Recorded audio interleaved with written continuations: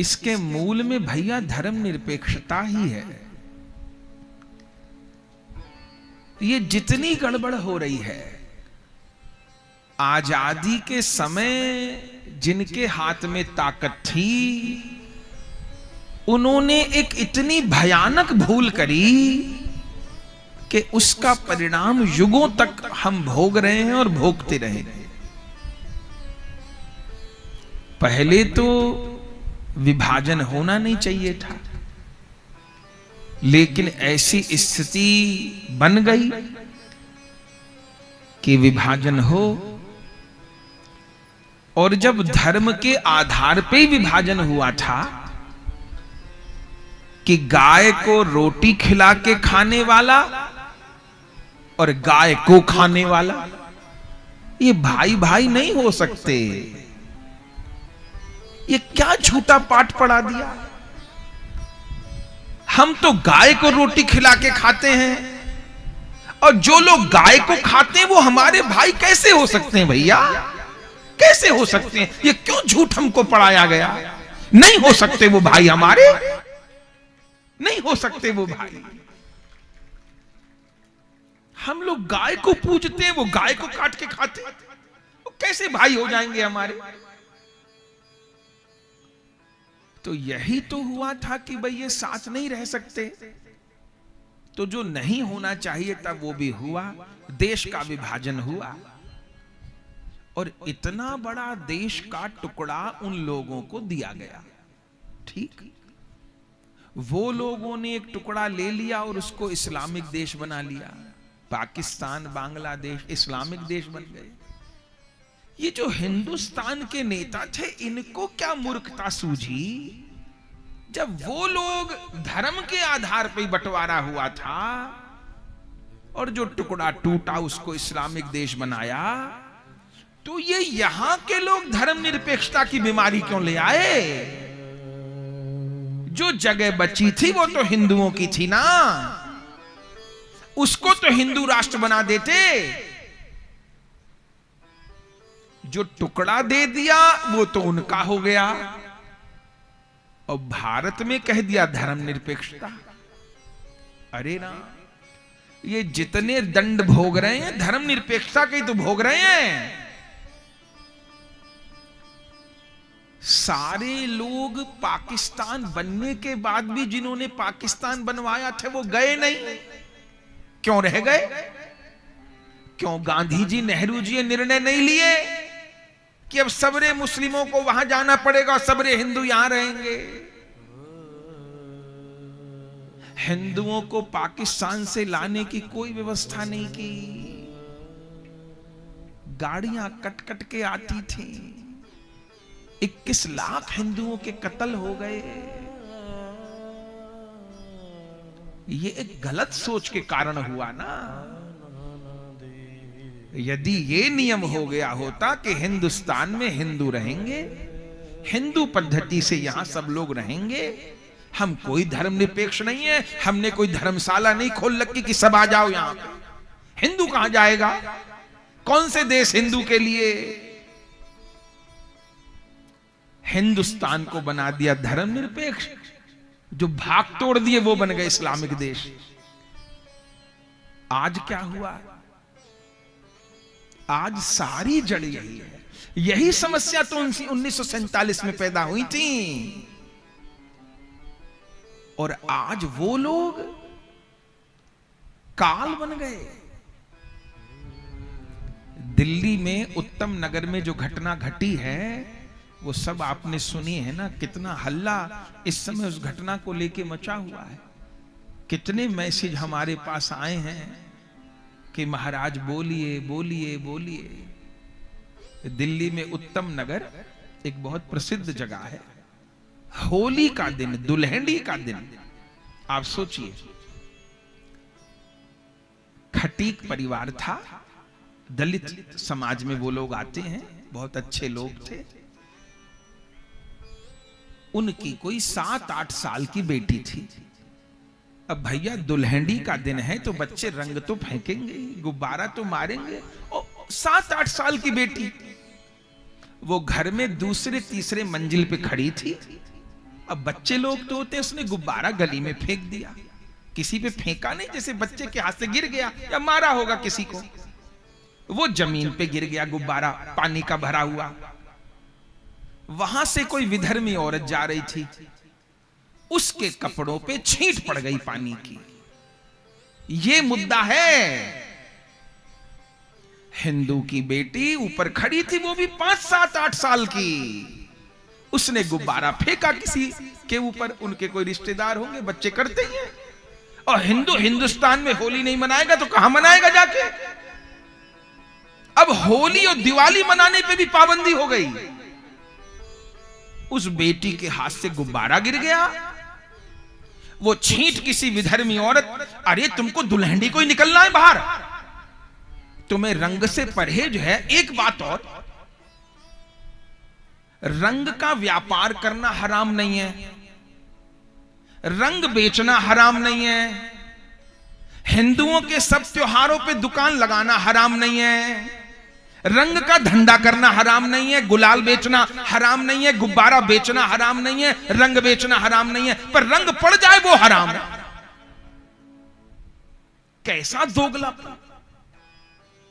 हिंदुओं के त्योहारों पे सारा सामान बेचना तो हराम नहीं है, लेकिन अगर रंग पड़ गया तो वो हराम। कितने दोगले लोग हैं।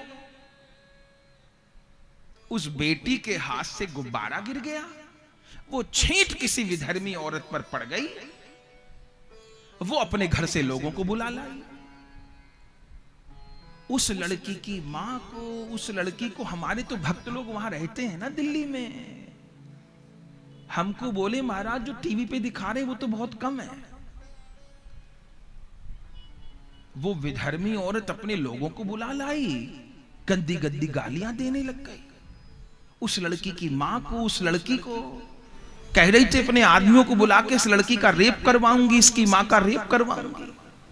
वो लोग माफी मांगते रहे कि जी बच्ची है, गलती हो गई, होली का दिन है, कोई बात नहीं, गलती बहुत। उसने, उसकी मां ने माफी मांगी, वो रुकी नहीं, वो तो आपे से बाहर थे।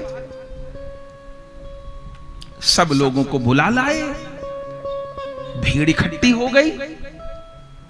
हिंदू लोग अपने घरों से निकले नहीं, उन लोगों ने चढ़ाई कर दी उनके घर पे, सबको खूब मारा, बाप को, भाई को। उनके घर में तो हथियार थे, आरी लेके, कटार लेके, रॉड लेके, डंडे ले, इसी बात पे लहू लुहान सबको कर दिया। किसी तरह से मामला शांत हुआ। होली का दिन था, पुलिस ने भी क्या किया क्या नहीं किया वही जाने। उनके बेटे को पता नहीं था, बेटा बाहर गया हुआ था, तरुण नाम का, तरुण खटीक उसका नाम था। वो मोटरसाइकिल लेके घर लौटा।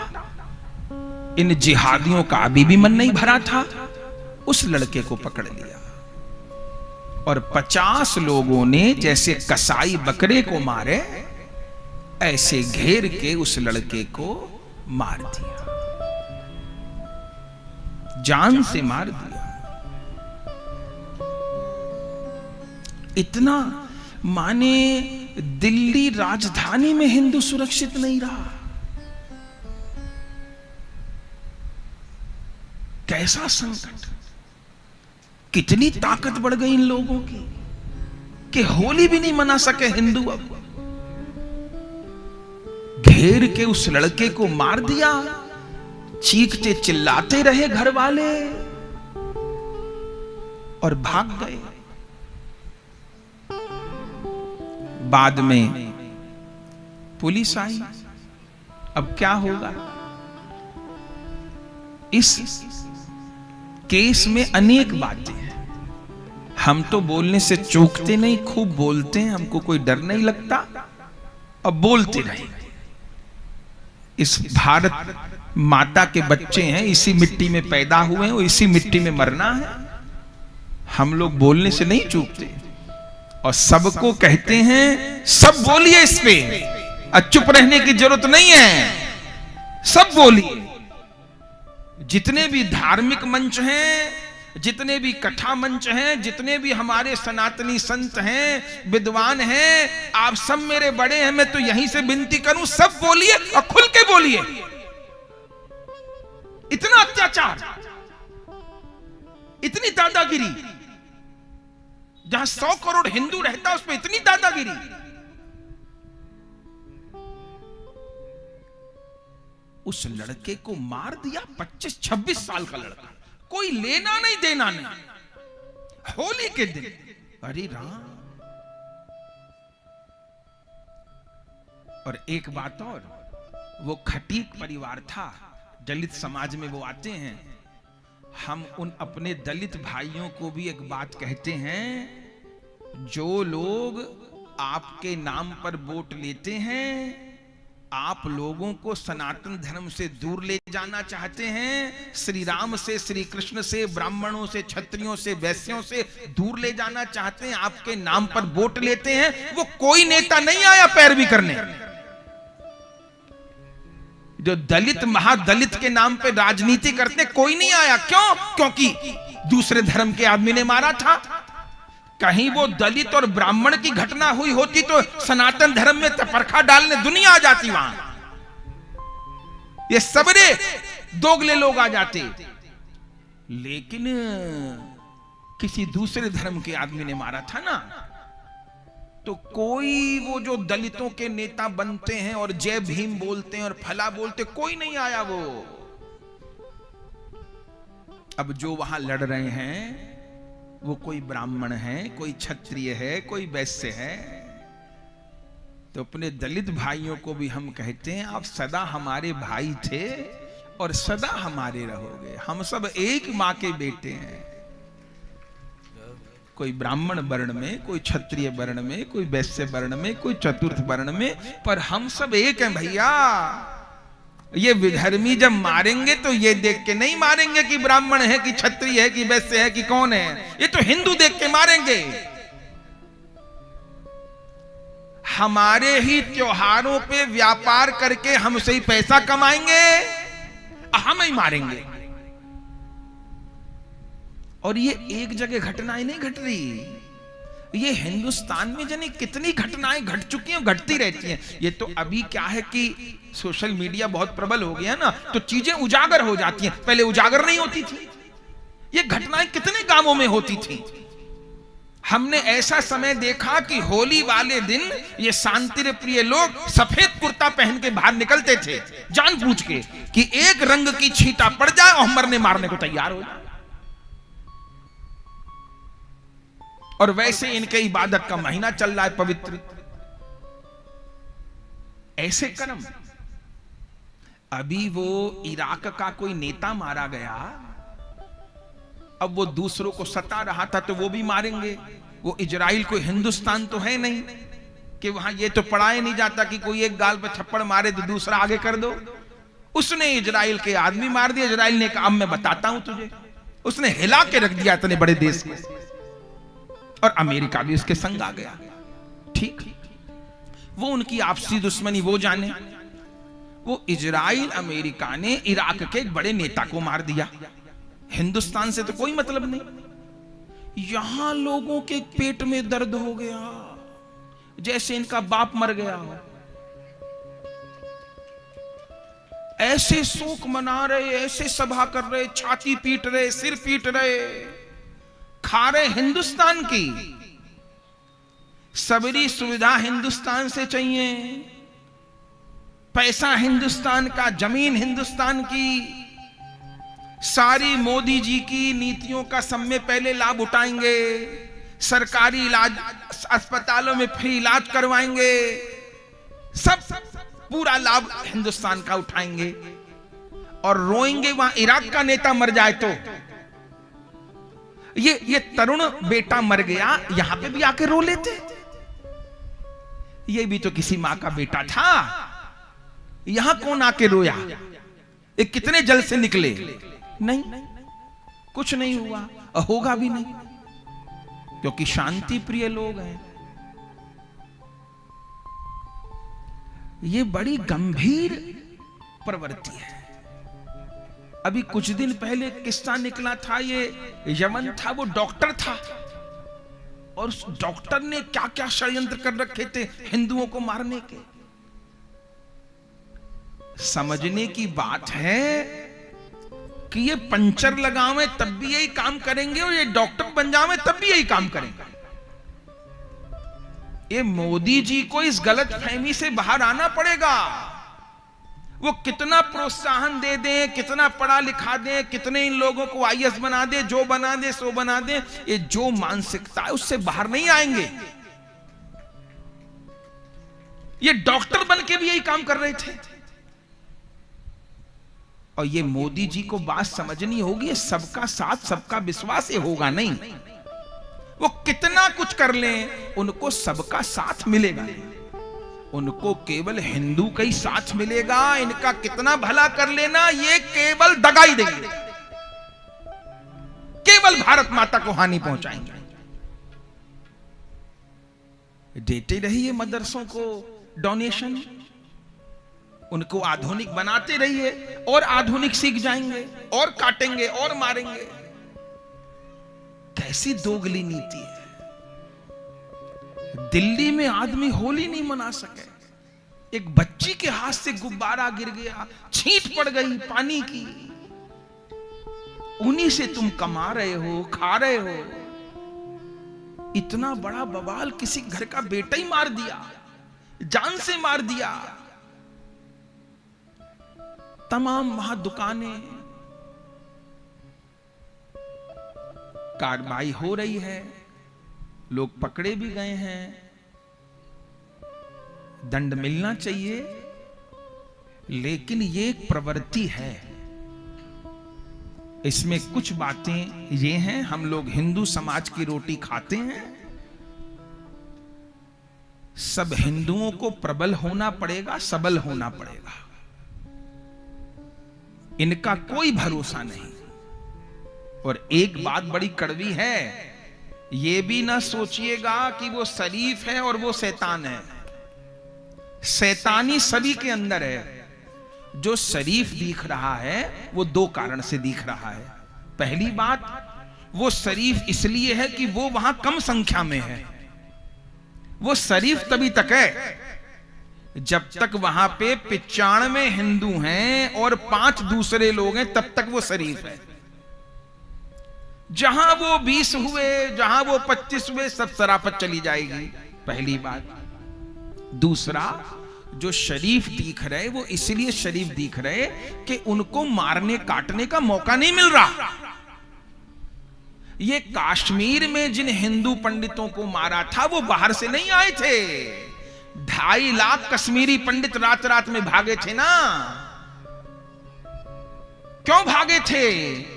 वो रात में जो भागे थे वो बाहर से मारने नहीं आए थे कश्मीरी ब्राह्मणों को। वो जो आए थे मारने, वो अगल बगल में ही रहते थे। पंडित किसी को चाचा कहते, किसी को मामा कहते, किसी को ताऊ कहते थे, किसी को फूफा कहते थे। वो कोई बाहर से नहीं आए थे कि वो नहीं जी वो तो बहुत अच्छे। कोई अच्छा नहीं, सब घात लगाए हैं। हिंदू के घर में तो एक डंडा नहीं मिलेगा छोटा। इन लोगों के यहां घर देखिए, वहां उत्तम नगर में तलाशी हो रही है। किसी के घर से केमिकल मिल रहे, किसी के घर से तेजाब मिल रहे, किसी ने ईंट भर रखी थी, किसी ने कटार रख रखी थी, किसी ने तलवार रखी थी। हमारे यहां तो एक बंदर भगाने को डंडा नहीं मिलेगा किसी घर में।